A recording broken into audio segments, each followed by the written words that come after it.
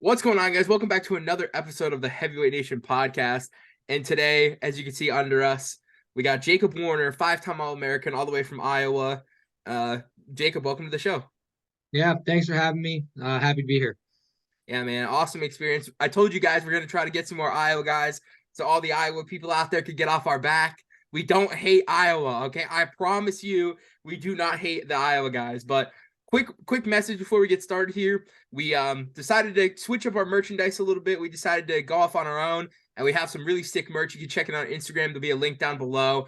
As you hear in pretty much every podcast, us here at Heavyweight Nation love some good food. So we decided to go for a little bit of a cool kind of donut shop theme on some merch. So like I said, it'll be linked down below. It's some good stuff. We'll start wearing it here hopefully in a couple of weeks. Me and Matt will get some samples to wear during the show so you guys can kind of get a view of that. But yeah, Jacob, welcome to the show. Pleasure to have you. Our second Iowa guy within a week. It's a record for us here. So hopefully we can continue and get some more of your Iowa teammates in here, man. But awesome. I mean, another great year for you, like I said, mentioning in the introduction here, five-time All-American. So, you're in a class of your own, man. I don't think there's a lot of people out there that could say they've, All-American five times and, the Big Ten, especially in D1 wrestling. So talk a little bit about where your career started, what got you into it, who kind of inspired you. Yeah, I guess I've been wrestling since I was like 6. I wasn't very good when I was younger. It was just kind of me and the neighbor kid. Both our dads were like they need to start doing something in the winter. Neither of us were very good at basketball, so that got thrown out the window. And our dads wrestled in high school, so yeah, they just started sending us to wrestling practices, and I kind of took off from there. Had a really rocky start at first, mostly because my dad would just send me to all the hardest tournaments, and I would just lose a lot. So I thought I wasn't very good, but I mean, maybe I was better than I thought. But I took a lot of losses when I was younger, and then went on to high school and had a successful high school career, and on to college and keeping it going now, really. Yeah, man. So talk a little bit about your high school career. What high school did you go to and kind of talk through, your years in high school. Yeah, so I'm originally from a small town called Tolono, right outside Champaign, Illinois, where the University of Illinois is. So I moved to a town called Washington, Illinois, which is by Peoria. It's about an hour and a half away. I moved there to wrestle pretty much. And yeah, so I moved there my freshman year of high school and to wrestle under Brian Medlin. And I had a bunch of great teammates there that went on to wrestle. So we had a good team in high school. I won 3 state titles, took second as a freshman. And it kind of opened my eyes because going into high school, my goal was just to be on a Division I wrestling team. And then as I started getting better at wrestling, started having success at state and Fargo and stuff like that, I was like, oh shit, maybe I can actually be pretty good. So I can't say like I listen to like guys like Yanni and Spencer, like, oh, I want to be a national champ since I was 8 years old. Like, yeah, that was not me. Like You I was just the one wanted to to make the make the varsity team. lineup my freshman Yeah. year. Like I wasn't You're very good. So it wasn't until like my junior, senior year where I was like, oh damn, like I might be pretty good at this thing. So yeah, man. Yeah. So talk a little Junior, bit senior about year after you placed in states, you're like, I might be all right. yeah, I'm just super competitive. Like I hate losing. I know everybody's like that. So it's like, I don't know, like my freshman year I took fifth at state. I lost to Garrett Sutton, who was like 10th in the country at the time, his senior, and it's like had a good match with them. So I was like, oh, like still lost though. Then I go to Fargo, have a disappointing Fargo. I took fifth in both styles, and I was just oh, like, so I was just like frustrated there, and I was, it's just like I didn't like realize like, oh, maybe I am doing pretty good because I always like just wanted to win everything. And then like my junior, senior year, I started like actually winning stuff, and I was like, oh, like all right, I am having success. I was having success this whole time, just maybe not in my point of view, type deal. yeah. I think we kind of heard the same thing. I think it's part of that mentality that you guys have wrestling at college in Iowa. Because Max Murin told us he had a disappointing freshman year. He took, placed at PA States and then took second at Fargo, losing to RBY. I was like, yeah, man, that's Yeah. definitely disappointing for a freshman. Yeah, Definitely. Max was also like 90 pounds as a freshman too. So Yeah. he's placing at PA States as a 90-pound kid at Yeah, 90 106. pound at 106. Yeah. I think he said the second day he weighed in at 90 pounds flat of PA Yeah. State. So I was like, wow, all right. Well, Well, I can't speak to that, but my freshman year I weighed in 4 pounds under the day of the state finals. Wow. of the finals because I wrestled 160 my freshman year, but I was probably like a 52 pounder. I had a kid below me, Randy Miniweather, on my team. He just used to kick the shit out of me every day. Every single day, he would just whoop me. And so it was just like I couldn't cut down if I wanted to because he won state that year. And then every year after that, he's like, "Hey, I'm going up to the next weight." And I was like, "All right, I guess I'm going up too then." So I always had to bump up a weight every year because he's like, "I'm going up," and You're he'd pin lucky me he 20 didn't want to times go at to. practice a day. You're lucky he didn't push you to be a heavyweight. You're lucky, man. Yeah. You're lucky he Well, didn't. he's 5'9", so 220, 5'9", man. He was going for it, man. But yeah, so talk a little bit about your recruitment, how you ended up at Iowa. I'm sure you had some, winning that many state titles and having the career you did. I'm sure you had pretty much your good choices there for college. yeah, I think the only school that really didn't call me was Penn State, which I'm fine with because I'm a Hawkeye anyway. But anyway, yeah, so getting recruited, yeah, I took all my visits, took all five. I kind of took six because I'm from Champaign, we're in the University of Illinois, so I didn't take an official there, but obviously I was looking there. My kids club program growing up actually practices in their wrestling room, the Champaign Kids Club. So like I grew up being an Illinois fan. Like Jim Heffernan, knew him since I was 8 years old. Mark Perry, Corey Cooperman used to coach me when I was in middle school when he was coaching at Illinois. So I grew up watching Delgado, Mark Isaiah, stuff like that. So I was a big Illinois fan, and then so I kind of like that's why I say like when my goal was just to be on the wrestling team. Like when I was going into high school, I was like, oh, maybe I'll be on the wrestling team at Illinois. Like that was kind of the ceiling for me. I thought. As I started getting better and school started reaching out to me, I knew that I could go anywhere I wanted pretty much. And I took all my visits, and I tell the story when I had Iowa was my fourth visit, and Sammy Brooks was my host, and I was leaving, and Tom was walking my dad and I out, and he asked me, he's like, "Hey, like, how'd you feel about this place? Like, could you see yourself coming here?" And I was like biting my tongue because I was literally ready to commit on the spot. Like, I was like, "I'm coming here." Like, this was like the only visit where I was like, "I'm coming." But I was biting my tongue because I was going to Arizona State on Halloween weekend the next weekend. So I wanted to go on that visit. So, Yeah, that sounds like you knew what was coming when you went to Arizona State. So so I wanted to go on it was my last visit, and I was actually really considering Arizona State too. So I like Pendleton and Zeke Jones. So wanted to go on that visit the next week, but the whole time I was like, yeah, I'm going to Iowa. So You went there yeah, and you just fell in love, man. yeah. yeah. So who were some studs in your recruiting class? So what was it? You? That came to Iowa Yeah, or like just yeah. in the Came to country. Iowa. Came to Iowa. My class was me, Spencer, Max, Aaron Costello, Miles Wilson, Zach Axmere, and Connor Corbin. Those were the seven that came in with me. And I actually take a lot of pride. All seven of us stayed. Nobody quit. Nobody transferred. Mhm. And then So you brought in Austin DeSanto. we Yeah. brought in DeSanto. We brought in Jason Renneria my second year. He ended up doing his own thing. He's actually coaching at a high school in Illinois, having great success there. He had some family issues. His dad passed, and that kind of drew him away from wrestling a little bit.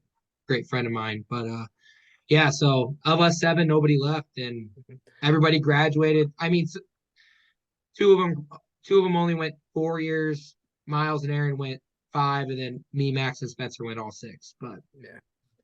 So what's it like, man? What's the brotherhood like at Iowa? We talked to Max Mirren, and he said that you guys are some of the most tight knit group that college wrestling has. So talk a little bit about that brotherhood, man, and that bond you built wrestling at Iowa. yeah, I think that's why you see. Um, I mean, one, you don't see a lot of guys leaving Iowa. You look at the other programs. There's a lot of guys leaving, especially now with the transfer portal. Like when it comes to us, like you might not be the number one guy, but you're the number two guy and you're a heartbeat away from presidency. That's what Terry always says. And kind of having that mindset and just trying to get your best friends better at all times, it goes a long way. And we feel for each other 24/7. Doesn't matter if you're in the lineup or not. Dual meets where I was sitting out and Zach Glazier and Colby Franklin are wrestling for me. Like I was right there trying to get them coached up. It's never spiteful. Zach Glazier and I talk about my wrestling and his wrestling all the time, even though we're competing for the same weight class.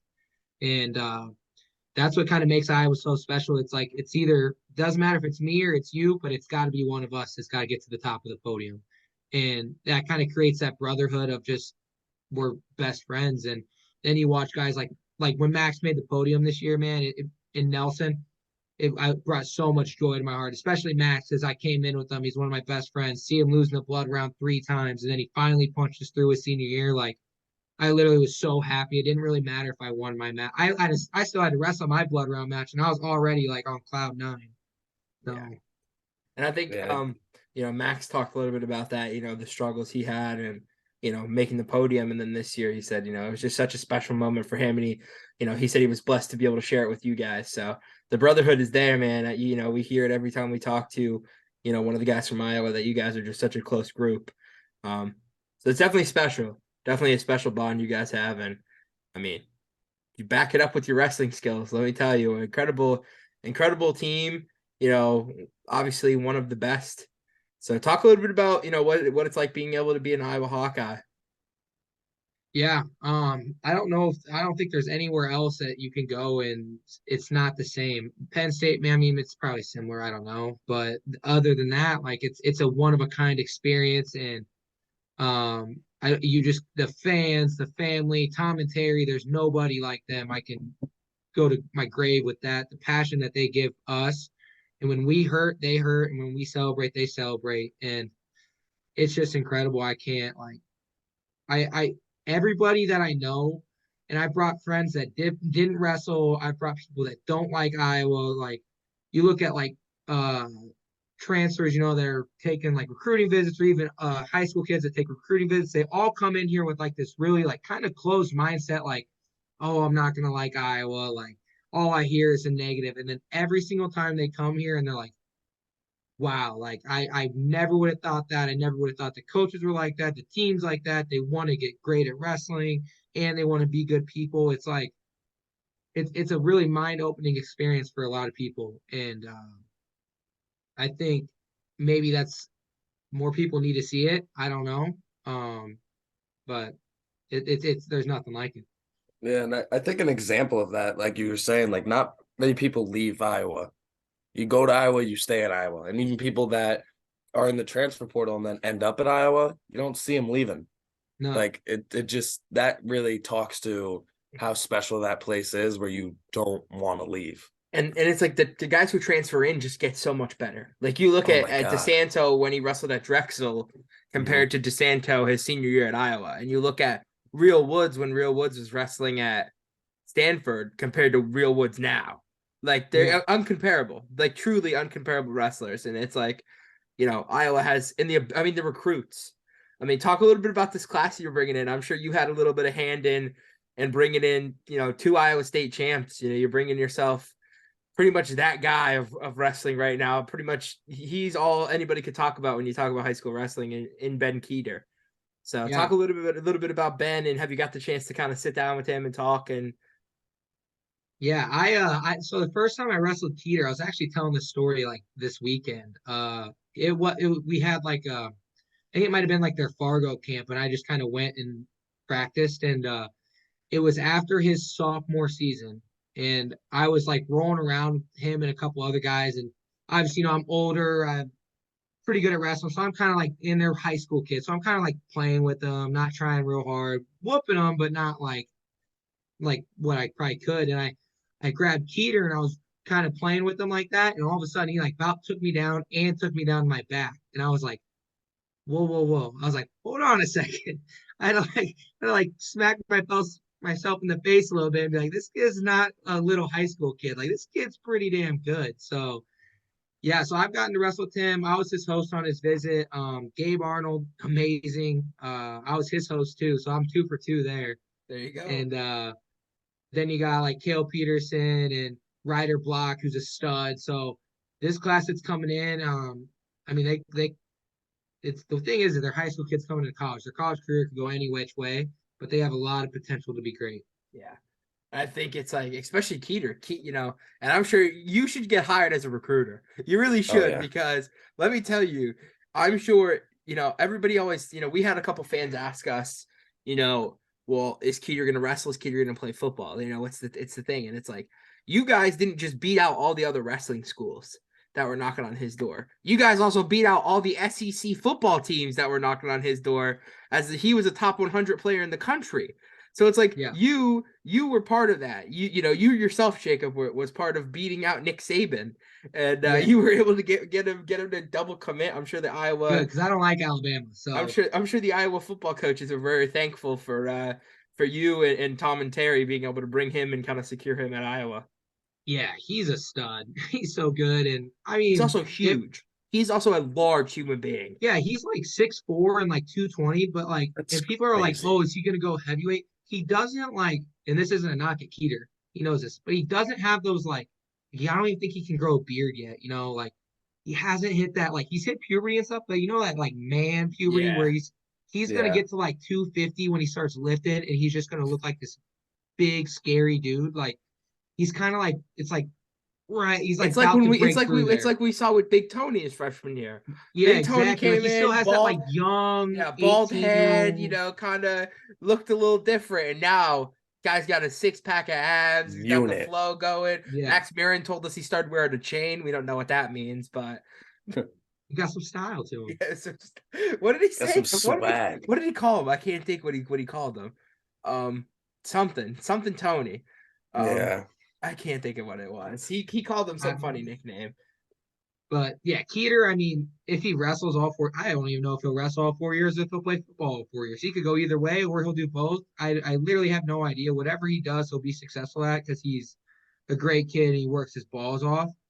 I really hope he sticks with wrestling because I'm biased and I'm selfish. But you got to show a little love for Iowa football too. I'm sure you guys have Yeah, of Absolutely. course. enjoyed going to the Absolutely close games with a lot of them. So yeah. I I mean, this good friends with success. like Riley Moss and Petrus and Reganey. So good friends with them. So I think It's a great school for his position too. Great school yeah, for he's where like he's I playing. don't even know what position he is. He's like a tight end slash linebacker slash DN. Like Yeah. And I like mean, you I got to guess think that's some of what the happens when you're an success. unreal athlete. You can go whatever position you Yeah. want.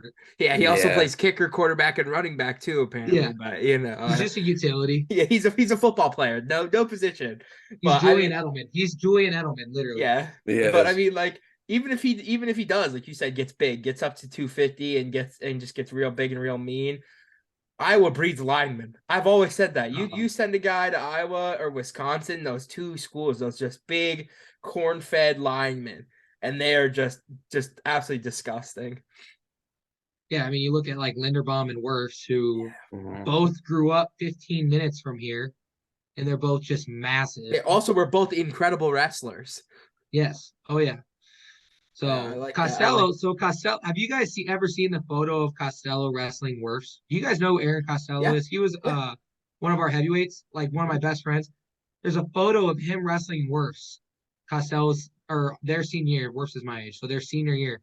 And Wirfs is like 6'4", and Costello, and he's like this big scary guy, and Costello is like this 5'10" short fat kid. And like and Wirfs is just like putting his hand on his head like a little boy. But Costello was like 4-0 against him that year. So just Yep. like as beat him, but I gotta find the video. I have the picture on my phone. It's literally so funny. But I I'm mean it's sure he just like got memed a man. little bit for that, didn't he? When he came into Iowa, they were like, You see that? mm-hmm. Oh yeah. I think I've seen the picture. I don't know if I've seen the Mhm. video, but Yeah. Costello is just like yeah, so Wirfs is an amazing wrestler and he's an unreal athlete and a great dude. So that's awesome, man. Yeah. So going back a Iowa little just bit to breeds great dudes. yeah, Iowa breeds great dudes and great athletes, I good think. culture. It's great culture. So Jacob, talking a little bit about yourself here, man. What's the plan for you? Like you said, are you planning on using that Iowa degree? Because obviously Iowa's also just a great educational school as well. You go to Iowa, you're getting a really great education.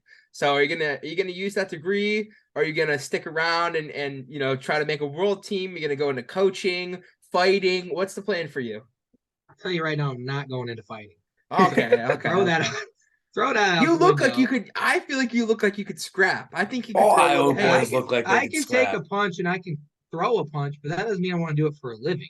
Hey, I mean, But Yeah. so I'm actually getting my master's. I graduate here in like a month with my master's. So Awesome. I do want to use my degree at some point, I think. Right now my plan is to wrestle for another year at least. Kind of like talking with Tom and Terry, I think I would do myself injustice if I didn't try to make a world team. I had majority of my success in high school was actually in freestyle. Like I never went to Super 32 and won it. I didn't even win folk style nationals my last year I went. So it's like a lot of my success in high school. I only won the Ironman my senior year.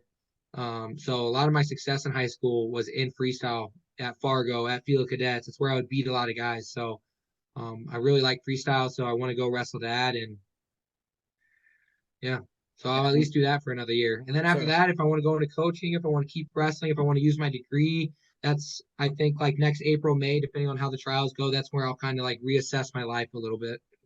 What is your degree in? My undergrad's in finance and my graduate degree is in business analytics.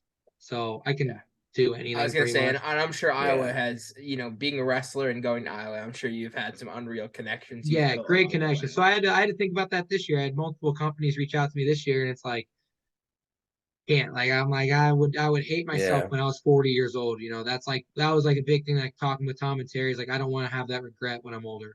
Like I'm okay if I go out swinging and I lose. I mean, I know I'm gonna wear my heart on my sleeve every time and give my best effort. So it's like if I lose, I lose. I won't like it in the moment. I won't like it when I'm 50, but I'll at least not have regret. So Definitely. And are you Yeah, planning it's on what, something. 90, 97 or 92? okay, so that's a problem. Next year's an Because Olympic year. I'm a 92. 97 I'm a is 92 kilo guy. Like loaded. like 92 is like perfect. 97's loaded. I'd stay away from 97. Yeah. Well, I can always cut down to 86. Sure. Oh, So I didn't even think about that. I didn't know like what you walked around at, so I wasn't sure if you were a I guy mean, that. 86 would not be fun, Oh yeah, but I could probably make it. Yes. Does that mean I'm going 86? No, no. absolutely not. So are you like a 92 natural is like 92? yeah. So I walk around between like 210, 215. Um, Yeah, like the last, I mean, that's pretty much what I walk around at. Yeah, If I so go right home, there. if I go home for a week, I might reach 220, a little bit north of it, but Oh I'll man. start eating home cooked meals. Oh, But we'll not get into that in a little bit. In a couple minutes, all we'll Oh right. get into yeah. that segment where we have some questions. But We got yeah, some fat man questions. I think Perfect. it's gonna be awesome. Seeing you being able to compete again. I think a lot of people out there have mixed opinions on you. I think a lot of people love you, a lot of people don't like you. So one last thing before we obviously switch over and ask you some questions is just you know explain to us what the feeling is to wrestling Carver Hawkeye. Because we've heard it from the back end. We've heard it from guys that come into Carver and they're the away team and they're getting chirped pretty much the entire time they're wrestling. But what's it like for you as being the guy that they're all there to see? Yeah, I can't imagine coming into Carver. Because you look at guys that are like really good at wrestling, like Mark Hall's 0-2 in Carver, but he's an extremely good wrestler. So like I can't imagine like what that is on the other side. Like it has to be an extreme that nobody else has ever felt. Because Yeah. there's a lot of guys like that who are really good and don't have success in Carver. And that's not a knock at Mark Hall. That's just the first example that pops in my head. But for like our side, I mean, it's nuts. It's 16,000 for you. And yeah, like you said, I fans have very mixed feelings about me. Iowa fans do. I've gotten the blunt of it, and that's its own story. And I don't really give a shit about that. So when it comes to fans, for me, I have a very close knit group of supporters. The people that support me and have supported me since day one, they know who they are. They don't have to reach out to me. I don't have to reach out to them. They know. And that's who I really like to wrestle for in Carver. The other fans, they're great. It's awesome when 16,000 people are cheering for you. It's great. It's great when you're winning. There's nothing like it. There's really nothing like it. When you're walking out, I think the best part for me is walking out to do the introductions. Like when the lights go down, the smoke comes on, the fire comes on, and Back in Black is playing, and you're walking out. Like that's like prime. Like that's the coolest moment of my life, type deal. Yeah, I think Yeah, definitely no it's doubt. just an incredible feeling. I think a lot of people have, had the blunt of that. And we've talked to tons of guys who have said that it's the Carver effect. The It is. tons of guys have It's said the that. cold air. It's so Uh-huh. cold in there. Like that's one thing too. Is like that air when it hits your lungs. hurts.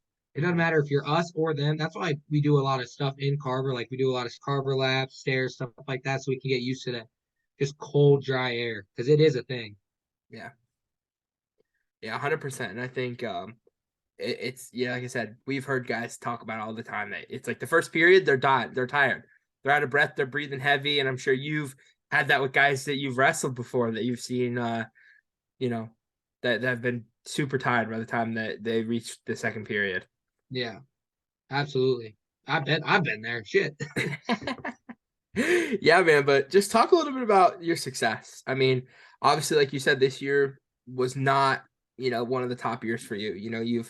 You've had super great performances where you're in the national finals. Talk a little bit about that. Being punching your ticket, with that semifinals win, 2 years ago to make it in the national finals. Yeah, that was that whole tournament was good. I mean, I wrestled great from start to finish. I beat Schultz in the quarters, who I was 0-3 against in my last three matches. And he's an Illinois kid. He beat me when I was in seventh grade. Like, so he's been beating me since I was in middle school and winning a really tough match against him, and then going into the semifinals. I get taken down in the second period with like 10 seconds left, and I get an escape. Get a restart and get out, and then I get that turn right at the end, right at the beginning of the third. That's not like that's just something that you can't make up. It's something that like you would never think. I never would have thought that's how I would have won in the national semifinals, was getting taken down and coming back and getting a turn. So punching that ticket against Buchanan and he's a great wrestler too. It was an unreal feeling. It's one of the best feelings of my entire life. And I hope that people get to experience something like that, because there's really nothing better than winning like a match like that and coming in as a 6th seed and knowing that I had the ability to win it every single year, and punching my ticket to the finals was super rewarding. Except I lost in the end, but that is what it is. And like you just said right there, it is what it is. A loss in the national finals, you still solidified yourself as one of the best, one of the best 197 pounders out there. And, me and Matthew had the pleasure of watching, your whole career pretty much, from, like I said, from living room couches in our parents' houses to wrestling houses in college, huddled around a TV, watching nationals and stuff like that, and dual meets, man. It's been awesome opportunity to watch you grow as not just a wrestler, but also a good human being. It's been a pleasure talking to you. So I'm going to throw it over to Matthew for our little Q&A session for you, man. So I'll go ahead and pass it over to Matt. Yeah, I think I'm going to start with a new one that, I just thought, top of the head. Favorite song to walk out to? Do you guys know what my walkout song is? No. I walk out to Fat Bottom Girls by Queen. Oh, what a song. What a song Yeah. choice. That's a good Yeah, one. so That's a good one. I walk out to Fat Bottom Girls by Queen. I actually like got dubbed like the ass man a couple years ago, because like when we beat Penn State at Carver, like it was huge, and I walked out to it, and like I don't think like Willie Saylor and like any like the guys had realized that was my song. So like I walk out and like everybody's like, has he always like walked out to this? And people are like tweeting back like he leaves with like, or has he always walked out to Fat Bottom Girls? And people are tweeting back like, oh, he leaves with them too, like all this type of stuff. So yeah, Fat Bottom Girls is my walkout song. But for the national finals, I obviously chose that, and they wouldn't let me do it because they said it was like inappropriate. So I don't know, it was inappropriate or something. So I was taking a nap after weigh-in Saturday morning, and Tom called me and was like, hey, they can't let you do that song. Like, what do you want instead? And I was so out of it because I didn't sleep at all Saturday night. So I was like finally asleep. So I was like, I don't care. Tell Abe to pick, because Abe's my roommate. So I was just like, tell Abe to pick whatever. So for the finals, I walked out to 3 a.m. by Halsey. And I'm a big Halsey fan. So like that song bangs for me. It's kind of like a sad song. It's like a love song, but it just goes hard as shit for me. So I was cool with it. But yeah, 3 a.m. Hey, no judgment there. Yeah, no I'm a big judgment on Halsey. I think Halsey. she's so hot too. So. Yeah. Oh, she is. She is. I walked out to Disturbia by Rihanna. Yeah, absolutely. Well, that's like Nelson. All he listens to is like girl music like that, like Lady Gaga, Rihanna, Kesha. God damn, taking some shots at Nelson Brands right now. I don't know. Might have to get I Nelson will on the take shot. I podcast. will, because he puts that music on every day in the room, and I'm like, we got to change this. Like, like change this. Yeah, I mean, That's so good. another question from us is, you know, craziest wrestling moment in you think in your career? What's the craziest moment you could think of?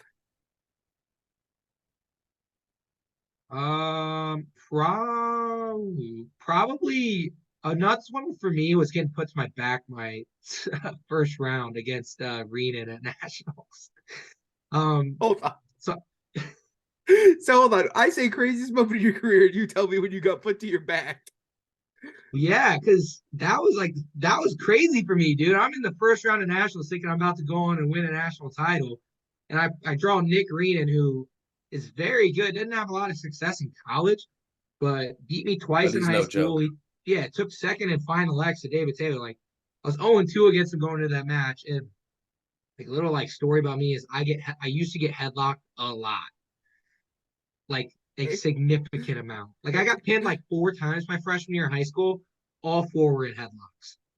So like, and I got headlocked against Renan, and I remember like getting thrown, and I was just like, No. I was like, Was God there a damn, second in I'm your like, head where not you again. thought? Was there a second in your head where you thought you were going to get pinned?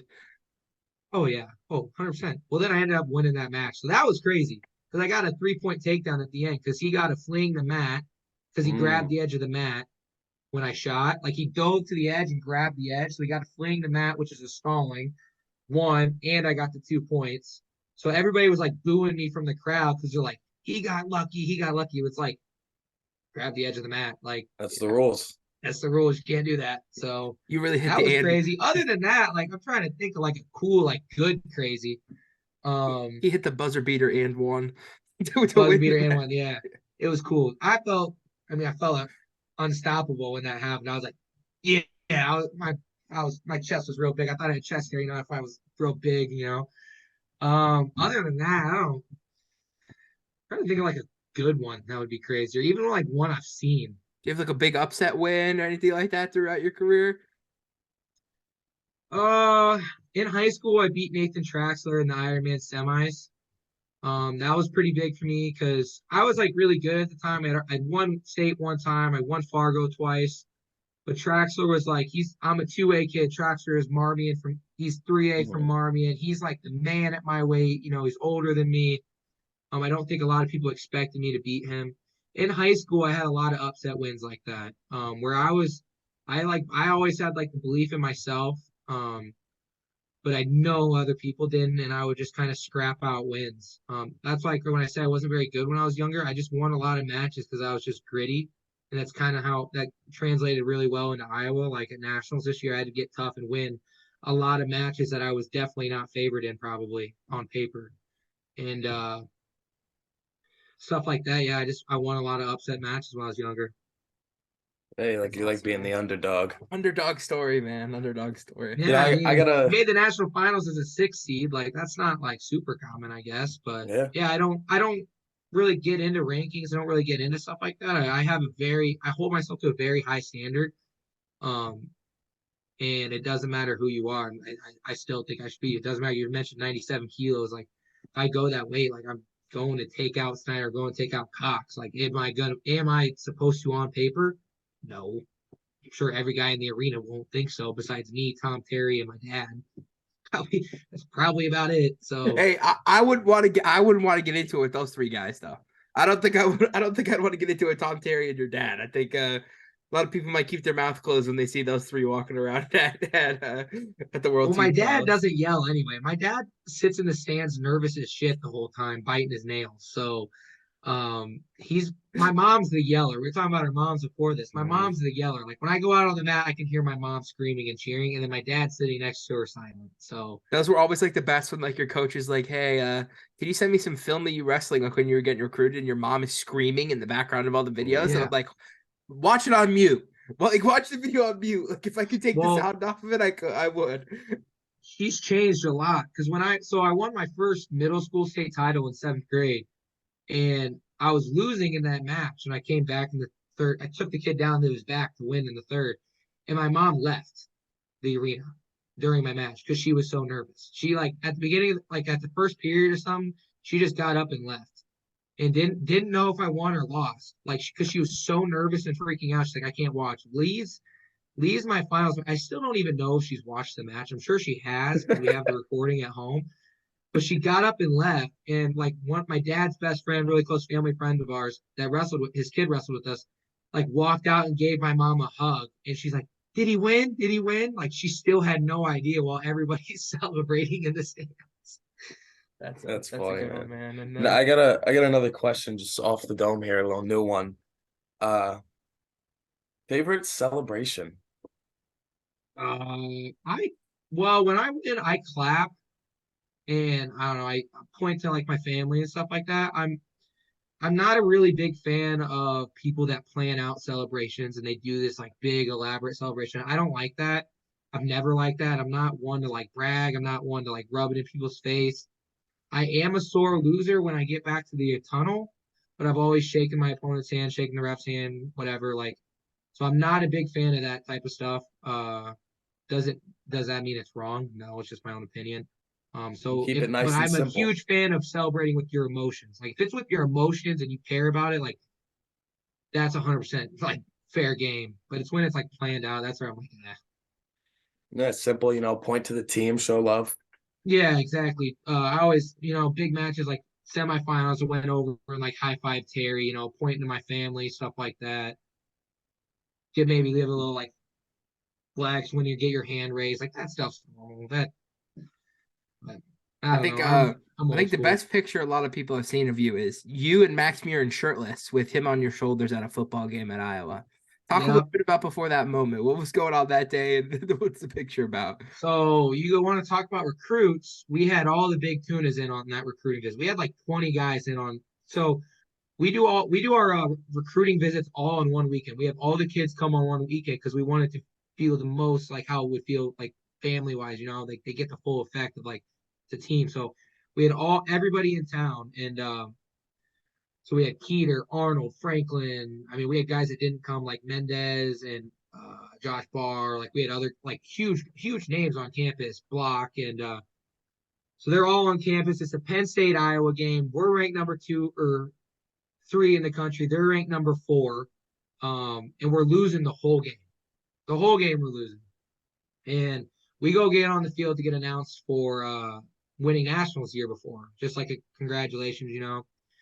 And Max is like, "Hey, let me get on your shoulders during this because Tom's going to give a speech and get the crowd riled up." I'm like, all right, let's take our shirts off too. He's like, yeah, let's take our shirts off. I'll get on your shoulders. We'll like get the crowd going. So Tom gives this like baller mic drop speech. Okay, yeah. Like I don't know if you can look it up online. Like if you can watch it, you'll probably want to run through your wall.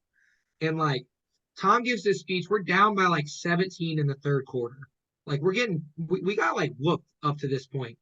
And all the football, like I said earlier, I'm good friends with some of the football players. They're all standing there watching. Austin Schott's watching. Linderbaum's there watching. And Tom's giving this like gangster speech. And the whole crowd's going crazy, just going nuts. And Max gets on my shoulders. We take off our shirts and we're going crazy. And the fans are going crazy, pointing at us. And from that moment on, every fan was on their feet. Nobody was sitting down. That stadium had to have been the loudest place in the world. It was so loud. Penn State, I don't know if you guys watch football. They had like 8 false starts because they couldn't hear their cadence because they were like it was so loud. And I like talked to like a lot of the football players afterwards. They're like, dude, Tom got us fired up. Like we were ready to win that game after that. And they came back and beat Penn State, and it was like literally the coolest game of all time. And we had a crap ton of kids commit that weekend because of that weekend, That's because of that awesome. game. You So That's rubbed it it was in. literally like picture perfect, like hell yeah, like this dope ass speech. Come back down 17 points, win the football game. It was a night game. It was so cool. You rubbed it in Penn State's face twice for winning nationals and winning that game. Absolutely. That's awesome, man. That's Awesome crazy. experience. But so you talked a little bit about, gaining 10 pounds from some home cooked meals. What's the best meal your mom cooks you in your home? She makes really good fried chicken. So her like 3 staples: her fried chicken is really good. I mean, I'm a sucker for it. Every time I come home, I'm like the golden child in my family. That's Okay. what like they call me. So like every time I come home, I ask for it, and she'll cook it when I come home. But when it's like my sisters and stuff, she won't. Like when I was like when they were in high school, she wouldn't cook it all year until I came home from college. And my sisters are like, "Oh, the golden child comes home, and now mom's gonna make good meals." Blah blah blah. Because my mom cooks for dinner, and she's her fried chicken, her green chili enchiladas, and she makes really good homemade pizza. So Sounds when I go so good. home, if I go home for like 3 or 4 days, like those are the three meals that I'm asking for. And you're gaining. That's going all 10 pounds. You're going right to Oh, you. every time. And then there's a little barbecue place in Champaign that I'm like an absolute sucker for. It's my favorite restaurant in the world. It's called Lil Porgy's. They have the best sauce ever. I go there minimum 2 or 3 times every time I'm home. I'll go for like literally like 3 days in a row. I'll go for lunch every single day. You don't even have to order. You just walk in, they know what you want. Well, my dad goes like 2 or 3 times a week with his buddy that gave my mom the hug, and they do know them by name, and they do know they walk in, they go, "Oh, rib tips with a side of Polish sausage." Yep. All right, sounds good. So yeah, they do know his order by heart. That's awesome, man. Great. That's great, Um, man. so we talked a little bit about your mom's cooking, but what's the best restaurant in Iowa City? Oh, It's a good for one. me, I always go to I like Stella's. It's a burger place. Um, I think last year, so the year I took second, I went every single Monday all throughout the season because Oh, okay. they have like a 7.99 burger and fry Ooh. special that night. So me, Costello, Wilson, and Glazier would go literally every single Monday all The season long. burgers were the secret to the success. Yeah, I'm Yeah. guess. Did you go every Monday this season? Uh, First semester I did. Second semester I couldn't because I have a 6 to 9:30 class on Mondays, Ooh. Oh like my Monday night. God. Oh, baby, that's a mean one. So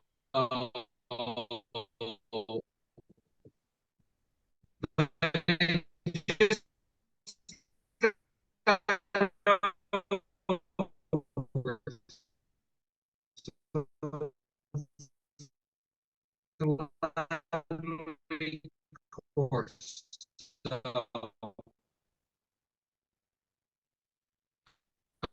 all This guy. Look at I'm back. there. right, Go all through right. it. He asked if I was a sweets guy because you've been Oh, lagging out. So, yeah, yeah. Sweets guy, sweets guy. Are you sweets guy? I'll eat ice cream and like chocolate. Other than that, I don't eat candy. Like, Abe, my roommate, he's a huge like sour candy fan, and like so is Nelson.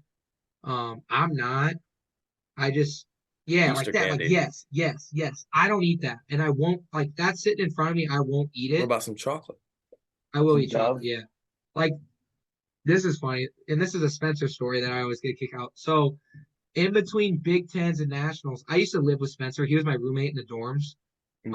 And obviously he was wrestling, I was redshirting, and he had a disappointing Big Tens. He lost to Tomasello at Big Tens, takes third, and he comes back and he's really upset. Obviously, Spencer takes losing hard, and it's in between Big Tens and Nationals, and Spencer and I are sitting on our futon in our dorm watching Parks and Rec with a gallon of ice cream sitting in between us with 2 spoons, and we're just eating the ice cream for like an hour, watching Parks and Rec in between Big Tens and Nationals.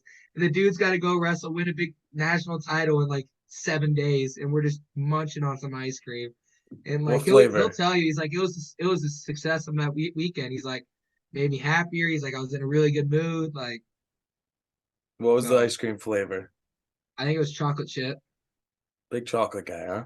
Yeah, chocolate chip. But I don't like not like a big chocolate ice cream fan or like chocolate Mm, milk. Like there's like a limit for me it can be too chocolatey. I agree. So Yeah, I'm a, I eat anything. All right, back to the back back to some questions, man. What's your favorite wrestling shoe? I'm sure you're a guy that's worn a ton of different shoes throughout your career. What's the best one you've ever worn? well, I only wear one in college. I wear the 2016 Olympic Inflicts. Um so the neon green and pink one. So that's what I wear in college. I like Inflicts. I like Freaks a lot. I'm a Nike guy. In high school, I wore combat speeds in season. R.I.P. the freaks. R.I.P. Yeah, I still got a pair of them, so I'm saving them. But yeah, I wear the Olympic green Inflicts. I wore them. The reason I wear them is because I like Inflicts, and I went down to the cage to get new shoes because I blew through mine, and they're like, "Yeah, we're out of Inflicts in your size. Besides these green ones, like, are these okay?" And I'm like, "Yeah, like I don't really care what color they are. I just need some shoes." So I'm wearing these like green, like lime green and pink shoes, and Terry loves his favorite color is green. Loves them. He's like, "You like those shoes?" And I'm like, "Yeah, like they're cool." He's like, "Yeah, but will you wear them?" Like blah blah blah. I'm like, "Yeah, Terry, like I'll wear them." He goes, "All right, I'm gonna have the cage order 12 pairs of them for you." So they try to order 12 pairs of them. Well, this is in like 2018. They quit making these in like 2016 after the Olympics. So like you can't buy them anywhere. So Terry had to call the head of Nike, call our Nike rep, and like call everybody. He's like, "Hey, you make sure you send 12 pairs to Iowa Wrestling for Warner." So like for like the last 4 or 5 years, like every time we get new shoes for season and stuff, I'll order them. Like I order another pair of shoes because I'm like I'm gonna You take a pair of just don't shoes, get them. still get them. But I literally had 12 pairs of those green and pink Inflicts. So That's crazy. I have like three brand new pairs in my closet. I've got two pair at Carver. I've got a pair in my car. Like I've got so many of them. So that's what I wear. I wear those Inflicts. Shout out to Those the Nike resale rep. value. Shout out to the Nike rep for getting you those 2016 shoes.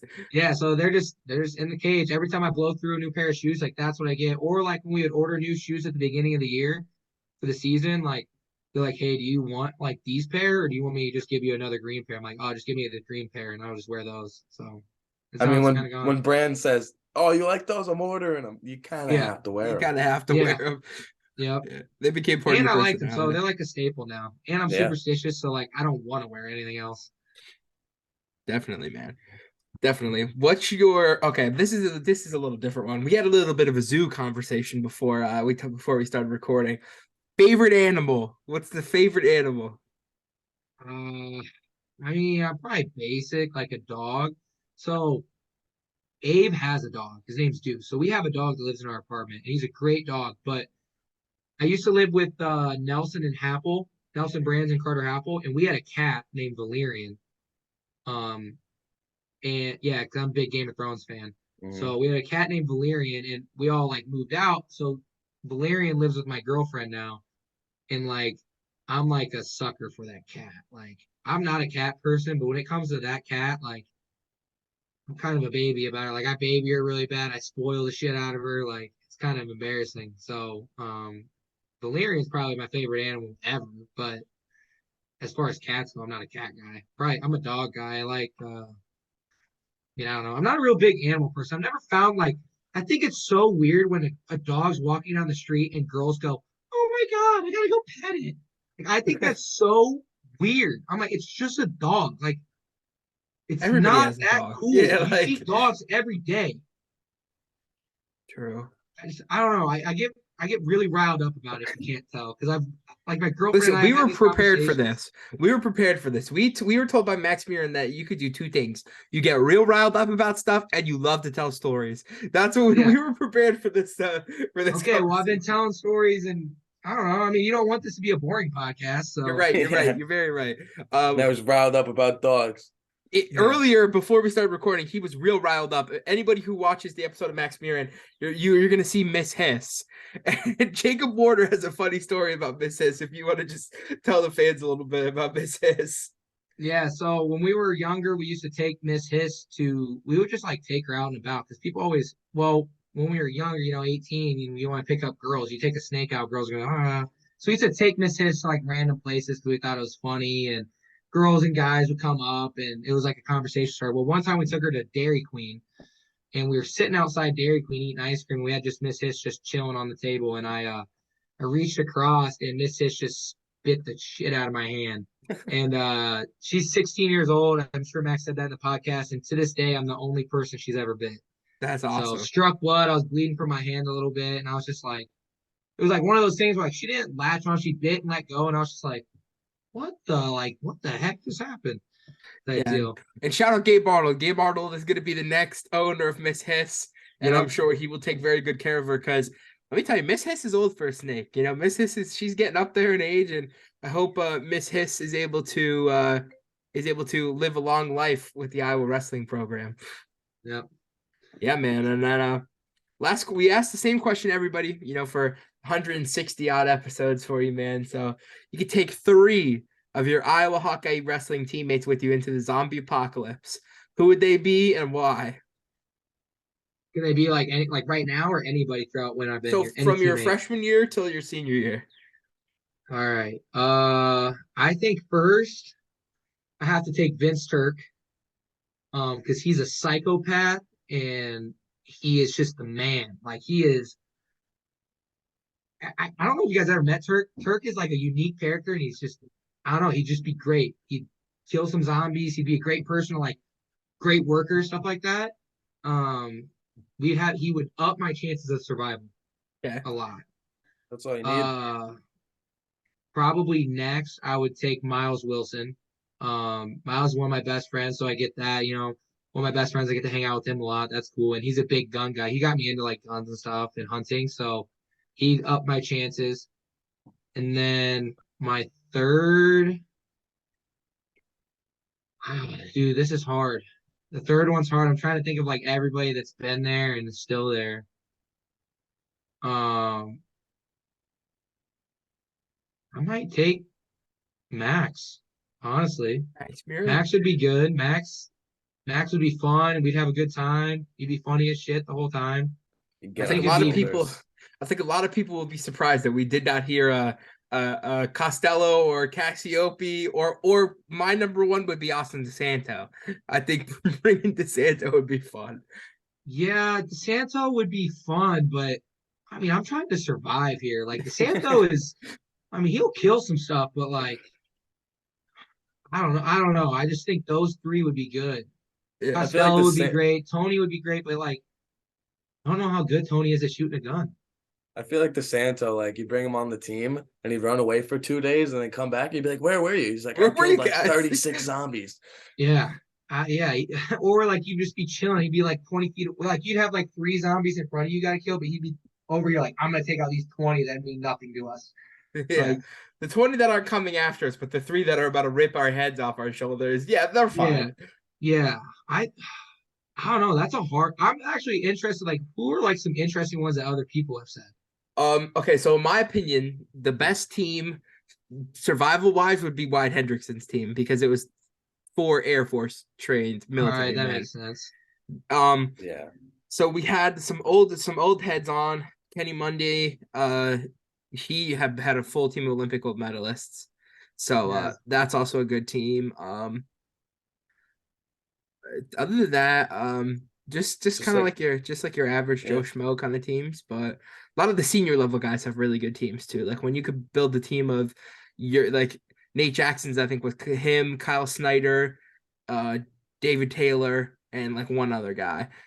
Yeah. See, my team might not. I mean, might not be the best wrestlers in the world, but like, or I could like, no offense to Max, I could sub him out for Danny Murphy, who's a Navy SEAL right now. Like, if I really want to start surviving, like, I'll plug Danny Murphy in there, and might not be the best wrestling wise, but I bet At the end of the day, like I said, we could make it far. We could make it pretty far. We say this to everybody that we say this question to. This isn't a wrestling tournament. Like you're not building a team for a wrestling tournament. You're building a team to survive. You're building a team to live in the zombie apocalypse and like Turk and Wilson would be perfect. Perfect. It's either Danny Murphy or Max. That's what I was picking. Murphy's a CO now. Max is just Max. Max is a tough dude, and he's funny as shit. Does the kid just constantly have a black eye and a broken nose, or is that just me? He leads with his face. I know. I think he'd headbutt a few zombies. Yeah, they just crack some skulls, man. That guy's skull has to be hard as a rock. Absolutely. Man. And last question for you. Your Iowa wrestling career is over. Obviously, like you said, you got another, maybe year or two we see you wrestle in the world scene and stuff in the senior level. But say something to the fans and then say something to the kids, man. The kids that look up to you, all the kids that go to those Iowa duels and hope to strap up the black and gold singlet one day. Yeah, fans, we appreciate everybody that comes out to Carver. It's awesome. There's no atmosphere like it when you have that many fans and that much loyal fans, and it's the same. It's interesting because it's the same in wrestling. It's the same in women's basketball. We just took second. Like the fans in Iowa are unmatched, and it goes sport to sport. Then the kids. I mean, I was a little kid once too. I like I said, I was bad when I was younger. I never really thought I'd be a great wrestler. So, just because if you haven't had success early doesn't mean you can't have success later. That's probably the best advice I can give you, and just to keep working hard and figure it out and become an Iowa Hawkeye. Be like get your dreams. I mean, my dream was never to be a Hawkeye, but it became that, and that's how it went. Good words of advice there from Jacob Warner. Definitely, And man. Jacob, again, awesome career, man. We hope to see you, have great success on the senior level. And yeah, it's been a pleasure talking to you. It's been another episode of the Heavyweight Nation podcast. See you guys later.